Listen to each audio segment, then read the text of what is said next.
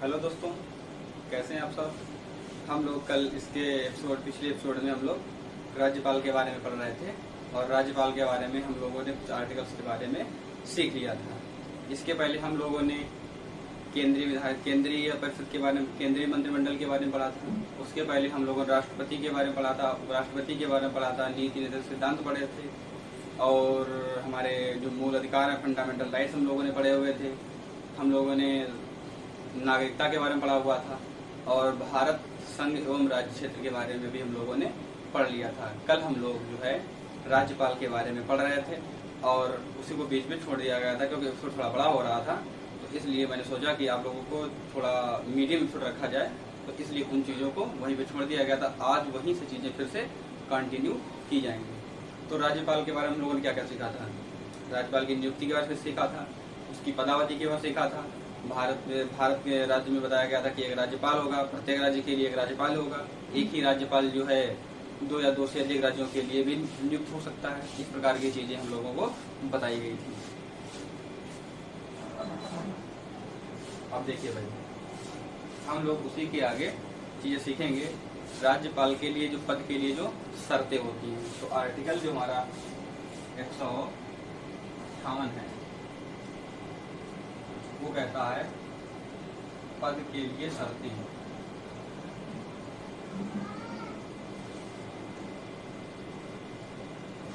पद के लिए शर्तें। अब पद के लिए शर्तें किसकी? राज्यपाल के पद के लिए शर्तें हैं। अब शर्त का मतलब होता है योग्यता।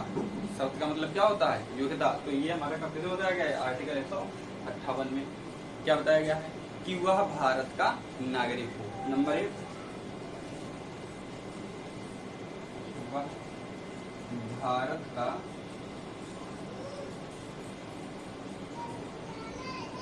नागरिक हो, और भारत का नागरिक होना चाहिए।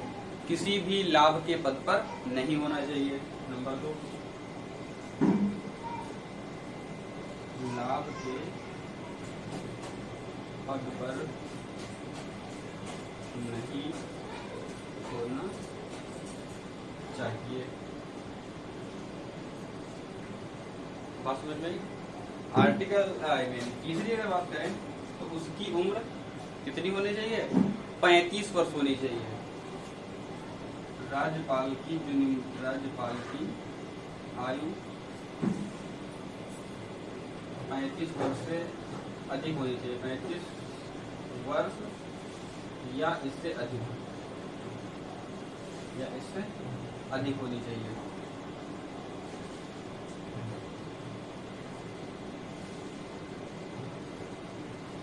फिर बताया गया था कि वह जो है विधानमंडल का सदस्य नहीं होना चाहिए। कहाँ का सदस्य नहीं होना चाहिए? विधान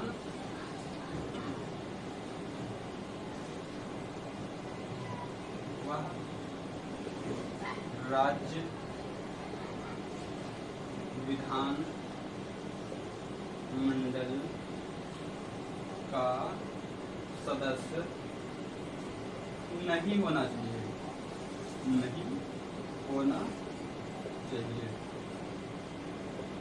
पागल दिवालिया नहीं होना चाहिए।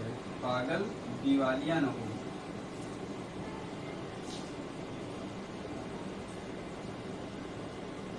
ऐसा हमारे राज्यपाल के पद के लिए शर्तें बताई गई हैं। बात समझ में आई? अब ये हमारा आर्टिकल 158 हो गया। बस समझ में आई? अब हम आर्टिकल 159 की बात करते हैं भाई।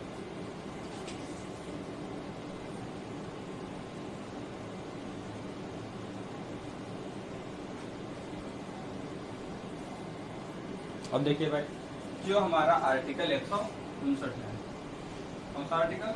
आर्टिकल 159। आर्टिकल 159 कहता है, आर्टिकल 159 क्या कहता है? वो कहता है राज्यपाल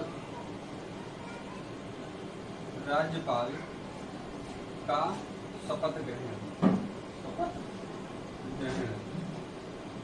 तो राज्यपाल जो है राज्य के उच्च न्यायालय के मुख्य न्यायाधीश के समक्ष शपथ ग्रहण करता है। बस समझ रही? जो राज्यपाल है वो राज्य के उच्च न्यायालय के समक्ष शपथ ग्रहण करता है। देखिए भाई, राज्यपाल राज्य की उच्च न्यायालय के समक्ष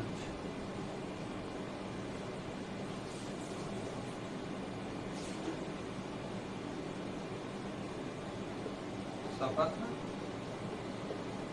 ग्रहण करता है। बात समझ में आई? अगर मान लिया राज्य के उच्च न्यायालय का मुख्य न्यायाधीश अगर उपस्थित नहीं है तो राज्य के उच्च न्यायालय के वरिष्ठतम न्यायाधीश के समक्ष वो शपथ ग्रहण करेगा। बात समझ में आई?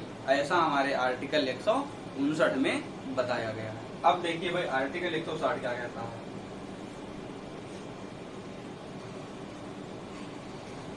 आर्टिकल 160 इसमें विशेष उपबंध ये बताया गया है कि विशेष परिस्थितियों में राज्यपाल विशेष परिस्थितियों में क्या करेगा, जो हमारा राज्यपाल है, राज्यपाल विशेष परिस्थितियों का मतलब जब कोई आकस्मिकता आ जाए, अचानक कोई बात आ जाए, तब राज्यपाल राष्ट्रपति के आदेशों का पालन करेगा, राष्ट्रपति के आदेशों के अनुसार वो कार्य करेगा। बात समझ में आई? विशेष आकस्मिकता आने पर राज्यपाल राज्य में राष्ट्रपति के आदेश का पालन करेगा। क्या करेगा? राज्यपाल राज्य में राष्ट्रपति के आदेशानुसार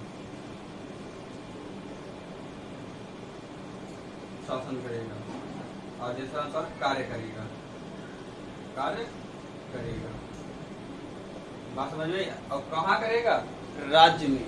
राज्यपाल राज्य में राष्ट्रपति के आदेशानुसार कार्य करेगा। जब करेगा विशेष परिस्थितियां आने पर या आकस्मिकता आने पर, इसको हम लोग क्या कहते हैं, जैसे मान लिया जब कोई राष्ट्रपति शासन लागू हो जाता है या राज्य में कोई विफलता आ जाती है, तब क्या होता है, तब राष्ट्रपति आदेश जारी करता है। तो वही कार्य, उसके आदेश को निर्वहन कौन करता है, उसके प्रतिनिधि के रूप में कार्य कौन करता है, तो ये करता है राज्यपाल करता है। बात समझ में आई? तो विशेष आकस्मिकता हम ये कर सकते हैं। आर्टिकल 161 देखो भाई, आर्टिकल 161 में राज्यपाल की क्षमादान की शक्ति को बताया गया है। क्या बताया गया है? राज्यपाल की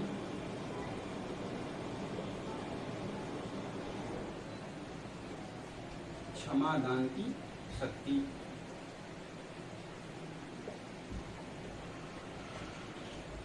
राज्यपाल की क्षमादान की शक्ति आर्टिकल 161 में। अब देखो, आर्टिकल 161 जो क्षमादान की शक्ति है, और मैंने एक क्षमादान की शक्ति आर्टिकल 72 के तहत राष्ट्रपति की बताई थी। देखो, ये सब कुछ क्षमा कर सकता है, लेकिन मृत्युदंड को क्षमा करने का जो अधिकार है वो राष्ट्रपति को है। तो कहने का मतलब राज्यपाल को जो क्षमा करने का मतलब है जो मृत्युदंड है, राज्यपाल को मृत्युदंड क्षमा करने का अधिकार नहीं है, राष्ट्रपति को मृत्युदंड भी क्षमा करने का अधिकार दिया गया। तो राज्यपाल को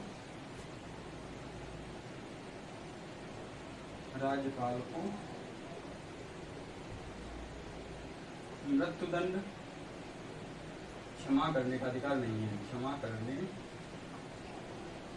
का अधिकार नहीं है। बात समझ में आई? तो राज्यपाल मृत्युदंड को क्षमा नहीं कर सकता है। ऐसा देखो, आर्टिकल 161 में राज्यपाल की क्षमादान की शक्ति बताई गई है। अब देखो, जब क्षमादान एक्चुअली करता कैसे है, अगर मृत्युदंड नहीं कर सकता, मृत्युदंड क्षमा नहीं कर सकता, तो वह क्षमा करेगा क्या? ये देखो, अगर मान लिया किसी को मान लिया आजीवन कठोर कारावास सजा हो गई है, 20 साल की सजा हो गई है, कठोर कारावास की हो गई, तो वो कठोर कारावास को साधारण कारावास कर सकता है। साधारण, देखो कठोर कारावास में क्या होता है कि मजदूरी मेहनत करनी पड़ती है, परिस्थितियों का सामना करना पड़ता है। लेकिन जब कठिन कारावास से आपको साधारण कारावास होगा तो आपको सब ये सब नहीं करना पड़ेगा। फिर मान लिया किसी की सजा 20 साल है तो उसको 15 साल, 14 साल, 10 साल में वो बदल सकता है। राज्यपाल ऐसा कर सकता है, लेकिन राष्ट्रपति क्या है, वो ये तो सब कर ही सकता है, लेकिन जो राष्ट्रपति है वो मृत्युदंड को भी क्षमा दे सकता है। बात समझ में आई?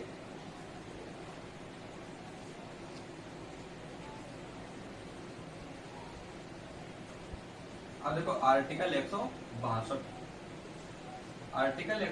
कहता है राज्यपाल की शक्तियों का विस्तार। किसकी शक्तियों का विस्तार? राज्यपाल की शक्तियों का विस्तार। अब राज्यपाल की शक्तियां कैसे? जैसे मान लिया हमने अभी जब संघ की कार्यपालिका पढ़ाई थी तो राष्ट्रपति की शक्तियों के बारे में हम लोगों ने चर्चा करी थी। हम लोगों ने क्या बताया था कि जो संघ की कार्यपालिका है उसमें जो राष्ट्रपति है, कार्यपालिकी शक्तियां होती हैं, न्यायिक शक्तियां होती हैं, वित्तीय शक्तियां होती हैं, आपातकालीन शक्तियां होती हैं, विधायी शक्तियां होती हैं। इस प्रकार की शक्तियों के बारे में हम लोगों ने चर्चा करी थी। जो केंद्र में राष्ट्रपति की शक्तियां थी, राज्य में वही राज्यपाल की हैं। भाई बात समझ रहे ना? केंद्र में जो शक्तियां राष्ट्रपति को दी गई हैं, राज्य में वही शक्तियां किसको प्रदान की गई हैं? वो राज्यपाल को प्रदान की गई हैं। भाई बात समझ रहे हैं ना? तो वही सारी शक्तियां राज्यपाल की भी होंगी, लेकिन उसकी राज्य के अंतर्गत होंगी राज्यपाल की, और राष्ट्रपति की केंद्र में होती, मतलब वो पूरे देश में लागू होती थी, और राज्यपाल की एक जिस राज्य का राज्यपाल है वो सिर्फ वहीं लागू की जाएंगी। भाई बात समझ में आ रही है ना? तो आर्टिकल 162 जो है इसमें बताया गया है राज्यपाल की शक्तियों, राज्यपाल की शक्तियां या राज्यपाल की शक्तियों का विस्तार। ये हमारे आर्टिकल 162 में बताया गया। ये आर्टिकल 162 में जो शक्तियों का जो विस्तार है, इसका अध्ययन हम लोग अभी जस्ट 2-4 मिनट के बाद करते हैं, क्योंकि थोड़े से आर्टिकल से पहले पढ़ा दें, जिससे ये पता चल जाए कि ये चीजें होती क्या हैं। फिर शक्तियों का विस्तार हम लोग 162 आर्टिकल के तहत अभी फिर से सीख लेंगे। अब देखिए भाई, आर्टिकल हमारा 163।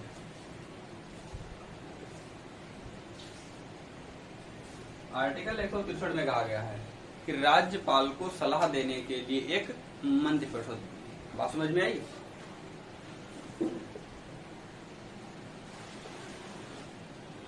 राज्यपाल को सलाह देने के लिए एक मंत्रिपरिषद होगी।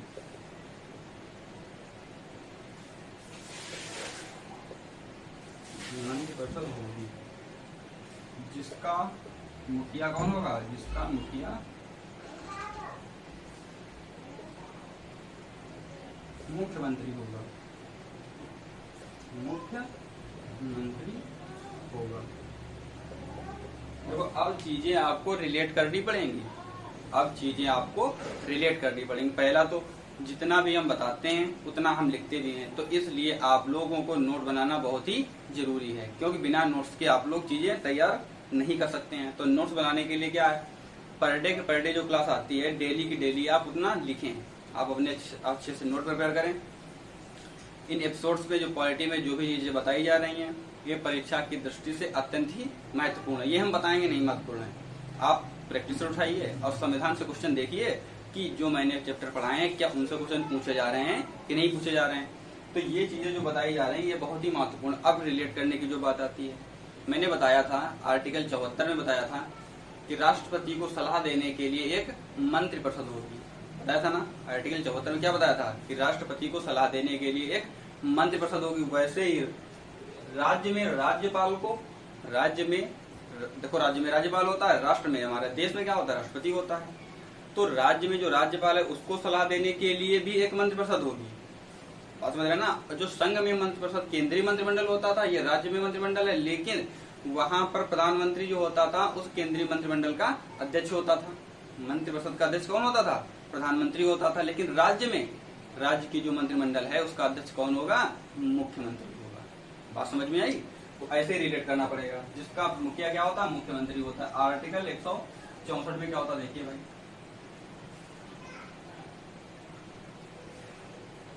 आर्टिकल 164, आर्टिकल 164 में बताया गया है कि राज्यपाल राज्य में एक मुख्यमंत्री की नियुक्ति करेगा। राज्यपाल मुख्यमंत्री की नियुक्ति करेगा। कहने का मतलब मुख्यमंत्री की नियुक्ति का जो प्रावधान है वो आर्टिकल 164 में बताया गया है। क्या बताया गया है? राज्यपाल मुख्यमंत्री की, मुख्यमंत्री का मतलब चीफ मिनिस्टर जो होता है, मुख्यमंत्री की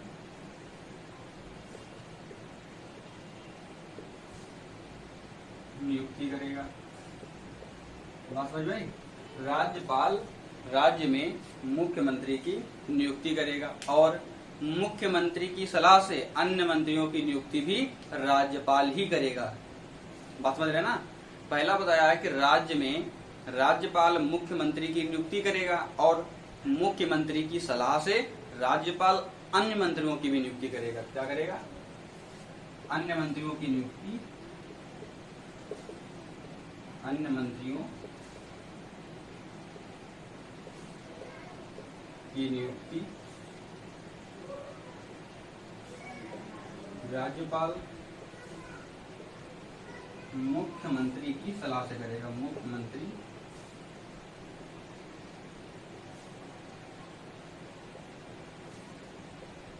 मुख्यमंत्री की सलाह से करेगा।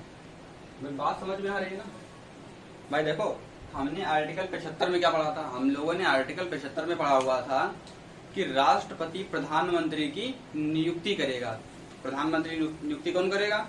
राष्ट्रपति करेगा, पढ़ा था हम लोगों ने। और फिर उसमें ये पॉइंट भी बताया था कि राष्ट्रपति प्रधानमंत्री की नियुक्ति करेगा और प्रधानमंत्री की सलाह से अन्य मंत्रियों की भी नियुक्ति की जाएगी।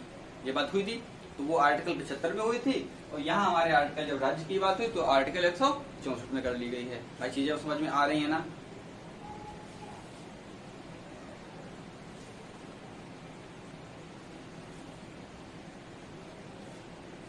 अब देखो, आर्टिकल 164 तो हमारा हो गया। अब हम लोग शुरू करते हैं आर्टिकल 165। आर्टिकल 165। अब देखिए, जो हमारा आर्टिकल 165 है, हमारे आर्टिकल 165 में महाधिवक्ता के बारे में बताया गया। आर्टिकल 165 क्या कहता है? महाधिवक्ता। सुनिए भाई, हमारे संविधान का अनुच्छेद 165 महाधिवक्ता के बारे में बात करता है। अब देखो, महाधिवक्ता एक्चुअली होता क्या है, हम किससे रिलेट करेंगे? हम लोगों ने आर्टिकल 76 में बताया हुआ था कि भारत में एक महान्यायवादी होगा, अटॉर्नी जनरल ऑफ इंडिया। वही जो हमारे देश में महान्यायवादी होता है, वही राज्य के अंदर जो एक पद होता है महान्यायवादी के समान ही, वो क्या होता है? महाधिवक्ता का। बात समझ में आई?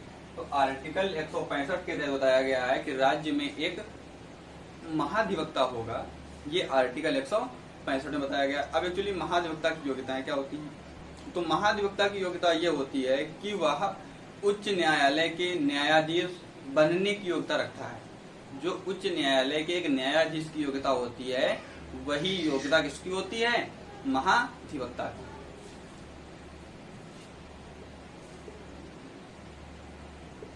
उच्च न्यायालय न्यायाधीश की योग्यता रखता है।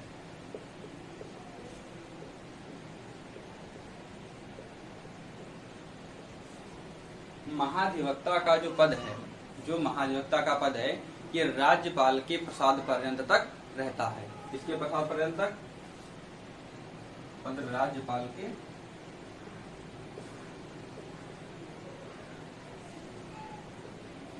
प्रसाद पर्यंत। प्रसाद पर्यंत का मतलब मैंने बताया हुआ था, जब तक राज्यपाल चाहेगा तब तक महाधिवक्ता अपने पद पर कार्य करेगा। अच्छा, महाधिवक्ता का और काम क्या होता है? महाधिवक्ता समय समय पर राज्य सरकार को को कानूनी सलाह देता रहता है।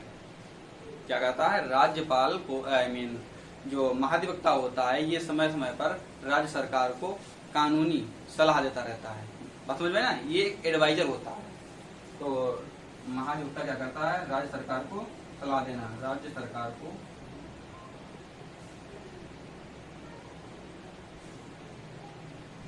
कानूनी सलाह देना।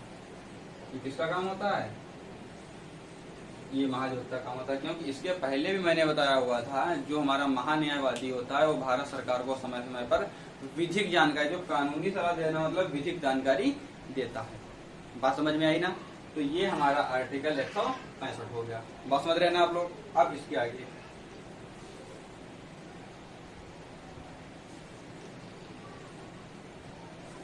हम लोग शुरू करते हैं राज्य का विधानमंडल। राज्य का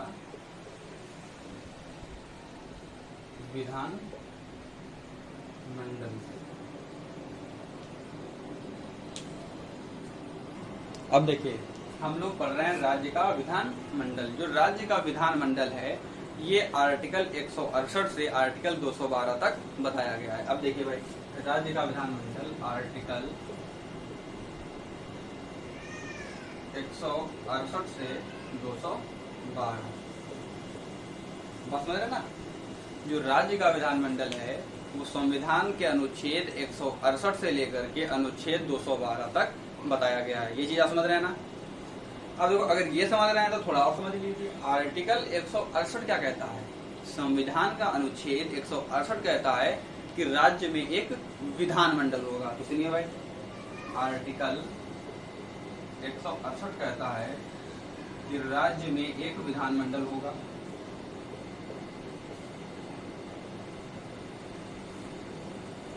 राज्य में एक विधान मंडल होगा, ठीक है भाई।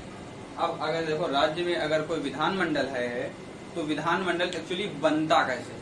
168 में हमने ये तो सीख लिया कि राज्य में एक विधान मंडल होगा, हमने ये तो सीख लिया कि राज्य में एक विधान मंडल होगा, लेकिन विधान मंडल बनता कैसे है? तो राज्य का जो विधान मंडल होता है वो 3 चीजों से बनता है। विधान मंडल 3 चीजों से बनता है। जैसे अब इस विधान मंडल की अगर हम बात करें, आर्टिकल 168 को आपने पढ़ लिया है, इसको हम लोग हटा देते हैं और विधान मंडल की संरचना बना लेते हैं। देखिए भाई, जब ये संरचना बनाई गई तो हम लोग देखो इसको फिर हम लोग रिलेट करेंगे, इसको हम लोग फिर से रिलेट करेंगे। देखो भाई, हम लोगों ने जब संसद के बारे में पढ़ा था, देखो चीजें जब तक रिलेट नहीं करेंगे तब तक चीजें कम समझ में आएंगी, और जैसे ही आप चीजें रिलेट करना सीख जाएंगे आपको बेहतर समझ में आएगा। ये हमारा भरोसा है कि आपको बेहतर समझ में आएगा। लेकिन कब? जब आप चीजों को रिलेट करना सीख जाएंगे। देखो, जब संसद बनाई थी, संसद में 3 चीजें बनाई थी, लोकसभा, राज्यसभा और राष्ट्रपति। भाई लोकसभा हमने आर्टिकल 80 में पढ़ा, लोकसभा 81 में पढ़ा, राज्यसभा आर्टिकल 80 में पढ़ा, और बाकी 52 से लेकर के 61, 62, 73 तक जो भी आर्टिकल हम लोगों ने बताए थे वो हम लोगों ने राष्ट्रपति के बारे में पढ़ लिए थे। तो अब बात कहाँ पर आती है? राज्य के विधानमंडल में, क्योंकि जैसी संसद थी वैसे ही राज्य का विधानमंडल है। भाई संसद देश में एक है और राज्य के विधानमंडल प्रत्येक राज्य में होते हैं, लेकिन जैसी संसद होती है वैसे ही हमारे विधानमंडल भी होते हैं। बात समझ में आ रही ना। जो हम लोग संसद लिखते थे उसमें कौन कौन से 3 अंग बांटे थे? राज्यसभा, लोकसभा और राष्ट्रपति। तो इसमें क्या क्या बांटेंगे? विधानसभा,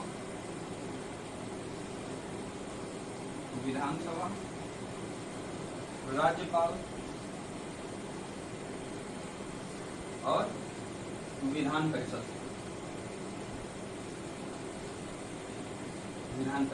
बात समझ में आई? तो इस विधानमंडल के भी 3 अंग हम लोगों ने बांट लिए हैं। अब हम सबसे पहले विधानसभा के बारे में पढ़ेंगे। अब देखो, हम लोगों ने राज्यपाल ऑलरेडी सीख लिया है, बस हम लोगों को क्या सीखना रह गया है? राज्यपाल की जो शक्तियां होती हैं, शक्तियों का विस्तार है, वो अभी हम सीख लेंगे। वही बचा हुआ आर्टिकल 162 पे जो शक्तियों का जो विस्तार है वही बचा हुआ है, बाकी हम लोग राज्यपाल के बारे में पढ़ चुके हैं। अब विधान परिषद उसके बाद में पढ़ेंगे। तो सबसे पहले क्या स्टार्ट करते हैं हम लोग? विधानसभा स्टार्ट करते हैं, ठीक है ना।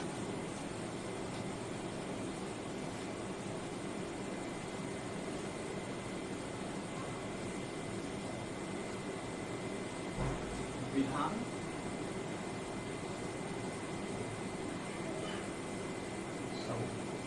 आर्टिकल 170 बताया गया है कि आर्टिकल 170 के तहत राज्य में एक विधानसभा होगी। किसके तहत? आर्टिकल 170 के तहत राज्य में एक विधानसभा होगी।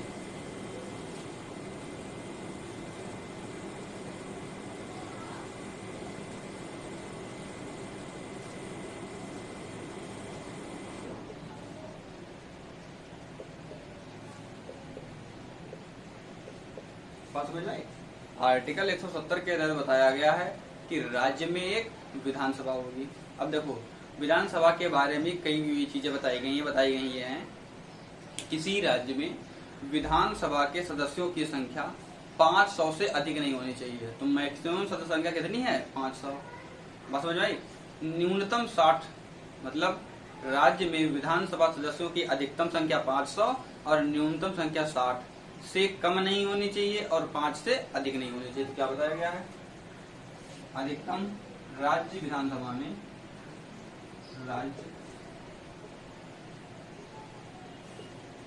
राज्य विधानसभा में अधिकतम सदस्य 500, अधिकतम सदस्य 500 तथा न्यूनतम 60 होने चाहिए, न्यूनतम 60 होने चाहिए। बात समझ में आई? बताया गया है कि राज्य विधानसभा में अधिकतम सदस्य 500 तथा न्यूनतम सदस्य 60 होने चाहिए। इस 60 से कम किसी भी हाल में नहीं होने चाहिए। लेकिन भारत के कुछ 4 राज्य ऐसे हैं जिसमें 60 से भी कम विधानसभा सदस्य हैं, फिर भी वो एक राज्य का दर्जा प्राप्त किए हुए हैं। ठीक है ना, उनकी चर्चा अभी हम लोग कर लेते हैं। अब देखिए भाई, हम लोगों ने अभी बात की कि विधानसभा में अधिकतम सदस्य कितने होने चाहिए, 500 और न्यूनतम सदस्य 60 से कम नहीं होने चाहिए। लेकिन भारत के 4 राज्य ऐसे हैं जहां पर सदस्य न्यूनतम 60 से भी कम है। 500 से अधिक तो कहीं नहीं, क्योंकि उत्तर प्रदेश में सबसे ज्यादा अधिकतम कितने हैं, 403। लेकिन जो कुछ राज्य ऐसे हैं जैसे सिक्किम में विधानसभा सीटें कितनी हैं, 32, मिजोरम में 40, गोवा में 40 और पुडुचेरी में 30। ये क्या है, विधानसभा सदस्यों की संख्या है। लेकिन जो बताया गया था मिनिमम 60 होनी चाहिए, तो ऐसा यहाँ पर ऐसा नहीं है। बात समझ में आई? जैसे ये खत्म होता है, हम लोग आर्टिकल 170 के बारे में बात करते हैं। देखो आर्टिकल 170(2) के बारे में बात करते हैं। आर्टिकल 170 के बारे में पढ़ लिया है, बात करते हैं आर्टिकल 170(2) सदस्यों की निर्वाचन पद्धति। सदस्यों का निर्वाचन, किसका निर्वाचन, विधानसभा के सदस्यों का निर्वाचन। तो भाई विधानसभा के सदस्यों का निर्वाचन कैसे होता है, तो विधानसभा के सदस्यों का निर्वाचन एकल मत संक्रमणीय पद्धति के आधार पर होता है। विधानसभा सदस्यों का जो निर्वाचन है वो कैसे होता है, एकल मत संक्रमणीय पद्धति के आधार पर। एकल मत संक्रमणीय पद्धति के आधार पर। दूसरा, वयस्क मताधिकार द्वारा, वयस्क मताधिकार के आधार पर। बात समझ आई? जो सदस्यों का जो निर्वाचन है वो तो एकल संक्रमणीय मत पद्धति के द्वारा और वयस्क मताधिकार के आधार पर विधानसभा के सदस्यों का निर्वाचन किया जाता है। बात समझ में आई? अब हम लोग इसके आगे इनकी योग्यताएं पढ़ लेते हैं। अब देखिए आर्टिकल 173। आर्टिकल 173 क्या कहता है? आर्टिकल 173 विधानसभा सदस्यों की योग्यता के बारे में कहता है। किसकी सर योग्यता? विधानसभा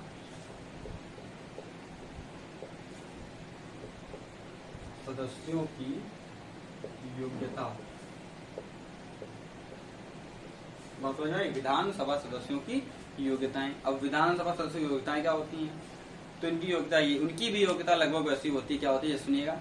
नंबर 1, वह भारत का नागरिक हो, 25 वर्ष की आयु पूरी कर चुका हो। ठीक है ना, 25 वर्ष की आयु से कम नहीं होना चाहिए, मतलब वो 25 वर्ष की आयु पूरी कर चुका हो, लाभ के पद पर ना हो, पागल दिवालिया ना हो। ये सब क्या है, ये विधानसभा सदस्यों की क्या है, योग्यताएं हैं। तो देखिए भाई, नंबर 1,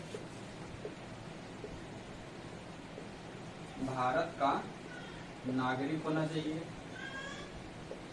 नंबर 2, वह 25 वर्ष की आयु पूरी कर चुका हो, 25 वर्ष की आयु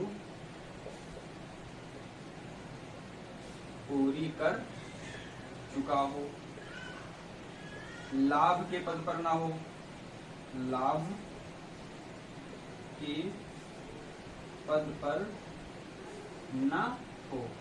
तो इस प्रकार की उसकी योग्यताएं होनी चाहिए। बात समझ में आई। अब हम लोगों ने विधानसभा भी पढ़ लिया है। अब हम लोग विधान परिषद नहीं पढ़ेंगे, पहले हम लोग आर्टिकल 162 के तहत राज्यपाल की जो शक्तियां हैं उनका वर्णन करते हैं।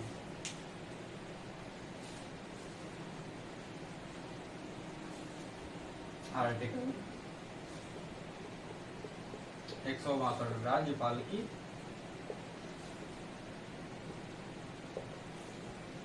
शक्तियां तो कौन कौन सी होती हैं? राज्यपाल शक्तियां कौन कौन सी होती हैं? राज्यपाल की शक्तियां मैंने बताई थी, कार्यपालिकी शक्तियां, विधायी शक्तियां तो लिख भी लेते हैं। नंबर 1 कार्यपालिकी शक्तियां। नंबर 2 विधायी शक्तियां, वित्तीय शक्तियां,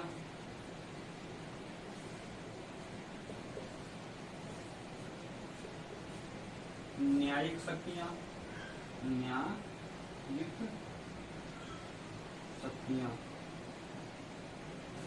आपातकालीन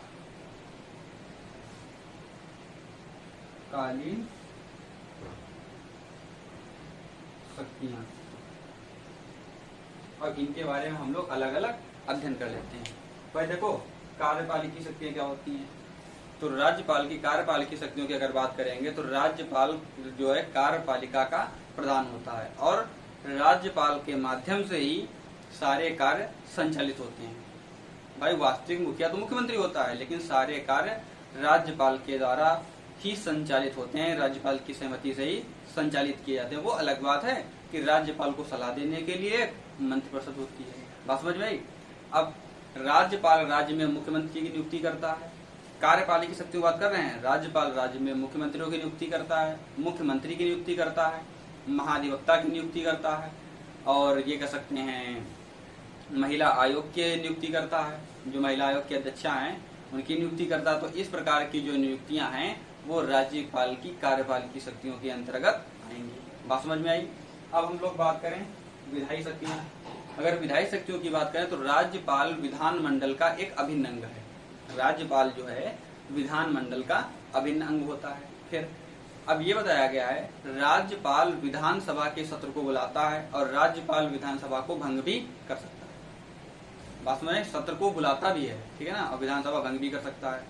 और भंग कर सकता है तो उसकी विशेष परिस्थितियां होती हैं, लेकिन ये उसे विधायी शक्तियों के तहत अधिकार है। राज्यपाल 1/6 सदस्यों को, राज्यपाल विधान परिषद के 1/6 सदस्यों को मनोनीत करता है। कैसे? किनको किनको? जो साहित्य, कला, विज्ञान, पत्रकारिता, समाज के क्षेत्र में, साहित्य, कला, विज्ञान, समाज और पत्रकारिता के क्षेत्र में जिन लोगों ने महत्वपूर्ण भूमिका निभाई है, तो राज्यपाल उन्हें विधान परिषद में अपने अधिकार के तहत जो 1/6 सदस्य मनोनीत करने का अधिकार है उसके तहत वो उन्हें विधान परिषद में भेज सकता है।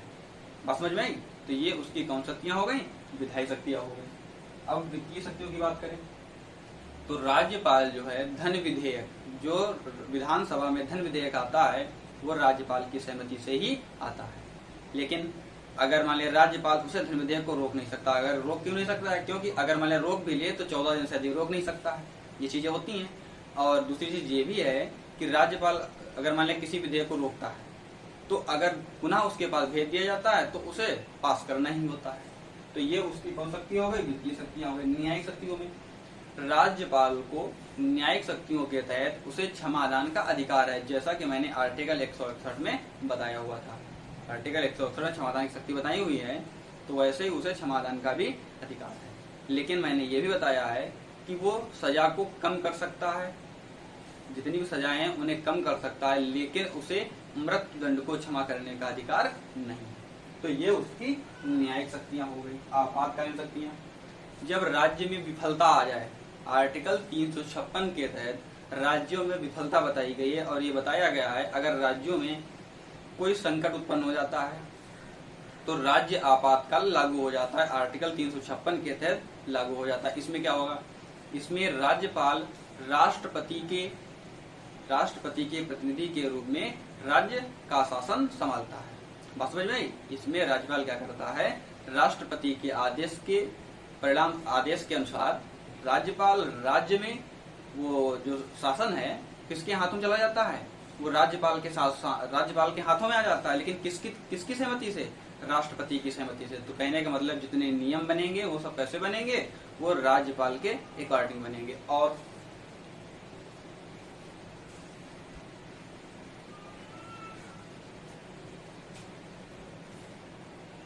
अब राज्यपाल जो है आर्टिकल 202 के तहत राज्यपाल क्या करता है, आर्टिकल 202 के तहत क्या करता है, आर्टिकल 202 के तहत राज्यपाल वार्षिक वित्तीय विवरण क्या करता है, वार्षिक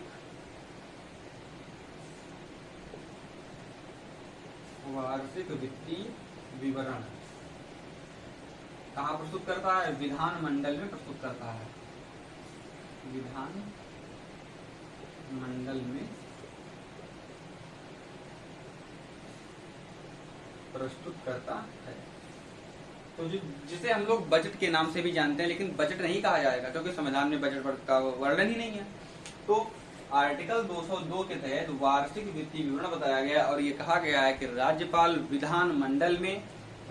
विधानमंडल में आर्टिकल 202 के तहत वित्तीय वार्षिक विवरण प्रस्तुत कराता है। वो करता नहीं है, उपलब्ध कराता है। वो बात समझ में आई?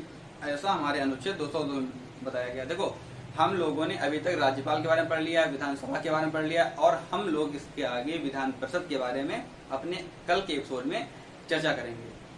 और अगर आप लोगों को ये हमारा वीडियो अच्छा लग रहा है तो हमारे चैनल को लाइक करें, हमारे चैनल को सब्सक्राइब करें और अपने दोस्तों में इस वीडियो को शेयर करें। और अगर आप लोग ये चाहते हैं कि हम लोगों ने जो अभी चर्चा की है राज्यपाल की शक्तियों के बारे में, अगर आप लोग चाहेंगे तो हम इसे कल लिख भी देंगे, लेकिन आप लोगों को इसके प्रॉपर नोट्स तैयार करने हैं। धन्यवाद।